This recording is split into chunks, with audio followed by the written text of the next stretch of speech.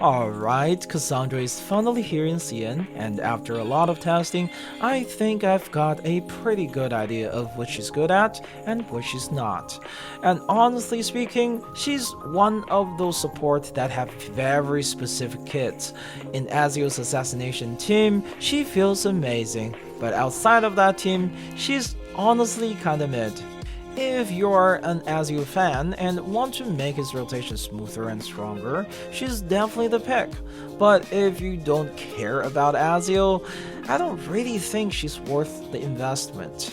I'll be honest, I thought she was gonna be way more broken.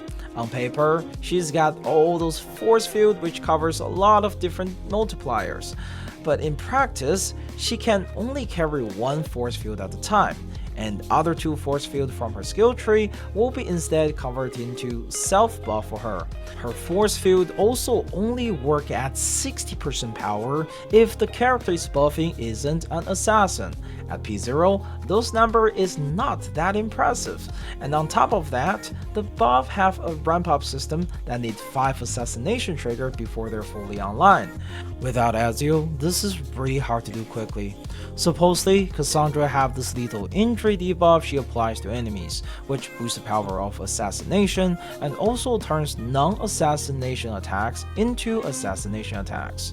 But there is a catch. Every time she converts an attack, the enemy loses a stack, and her own skill isn't even assassination at base, so you can really only get one assassination per lethal injury applied. Not to mention, once she's fully ramped up, her buff onto non-assassin allies is still not competitive compared to someone like Flutterpage or Mercuria. With that being said, when it comes to Ezio's, she's a massive upgrade, both for his follow-up playstyle and for his ult-focused playstyle. For follow-up playstyle, she's actually super straightforward. You don't even need to do much. She can literally just sit there, look pretty, and apply lethal injury before Ezio proc his assassin's mark.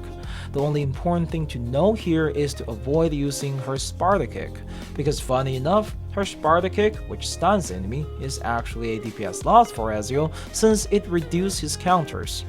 The damage boost doesn't look insane at first glance since she's not really doing anything herself. But after more testing, I realized that Cassandra was actually giving my Ezio's follow-up team around a 10 to 20% DPS increase compared to my P2 Mercuria. That's a pretty impressive feat. Now with the ultimate playstyle, the difference is way more noticeable, and in a good way. In this fight I'm showing, the enemy only attacks once per turn, which normally limits Ezio's performance a lot since he kinda need his counters. So I switched things up. Instead of running his second sub weapon for the damage bonus, I swapped to the first one that gave him 15% synchronization per turn. That small change let me set up this insane ult spam rotation. 2 Cassandra ult every turn, plus 1 Ezio ult every other turn, against an enemy that barely trigger Ezio's counter at all. This rotation completely free Ezio from the need of enemy aggression, and this is all while Cassandra also giving both herself and Ezio 21% attack and 40% penetration. So Ezio not just spamming ult, he's doing it without losing any damage boost. By the time I got his second ult on turn 5, he was already hitting over a million with it. One important note though, this exact setup isn't possible in global right now because it needs Gatien's Euphoria. In CN, his thunder attack now counts as an ultimate. His skill 1 triggers a bonus thunder, and his own ult, when the array is still up, also fires an actual thunder. All this actual ultimate spam helps charge both Ezio and Cassandra's ults like crazy. This Euphoria hits in patch 3.0, which is right after anniversary, so if you're into this ultimate spam playstyle, make sure you are ready for it when that patch rolls along. Now there is actually another playstyle Cassandra has, which doesn't really synergize with Ezio at all. It's the Gush style.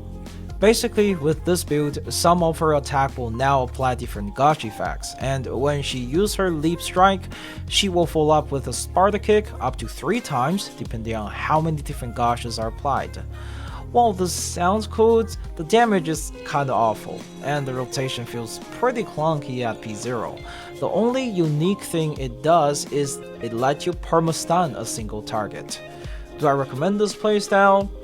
Honestly, no. The damage is just way too weak for today's standard.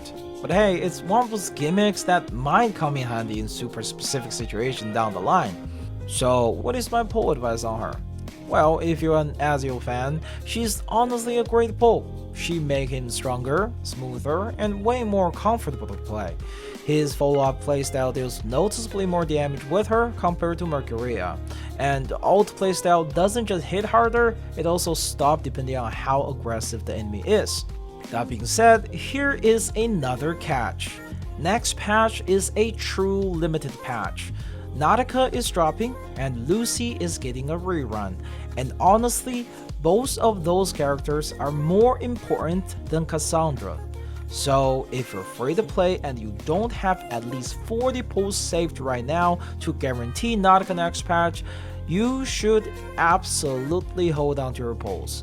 Use your 10 free pulls for Cassandra and then move on, because nothing is more important than Nautica right now.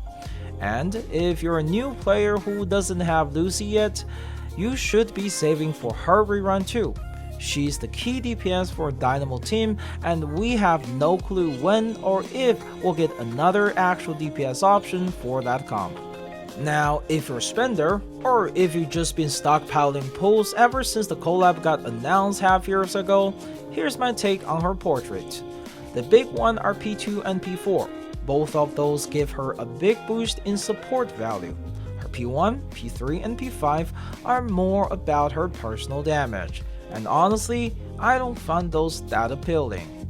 But if you really want to play her as a main DPS, you're basically looking at a minimum of P3, which bumps her multiplier by 40 to 50% in total. That said, even with those upgrades, her damage still isn't competitive in today's meta, so make your decision carefully and do not regret after. Now, let's also quickly talk about Alexios for the last part of this video. He is the free 5-star we get with the collab. Like Cassandra, he's clearly designed to be played alongside the other collab characters. If you're brand new and your roster is literally just Ezio and Cassandra, tossing him in the 3rd slot is fun. He'll throw out some free ults here and there, and by the 5th cast, that ult ramps up to 1000% damage. But if you already have any meta support, they're all going to be more useful than him. He's basically just there as a filler for beginners who have nothing else built. And if you don't have assassins to pair with him, honestly, he's not worth racing at all. He doesn't buff anyone and his skills are kinda awful. Alright, that's gonna wrap it up for this video. The banner is about to go live in global, so good luck to everyone pulling. I hope you get your copies early and save yourself the pain. Also, quick announcement, we just hit 20k sub on the channel, and to celebrate that, we are running a little giveaway, sponsored by yours truly for Alice. It will be up for about another day from this video's upload time, so make sure to join my Discord if you want a shot at a free monthly card for Reverse 999. And as always, this has been SteamBunX, thanks for watching, and I'll see you in the next video.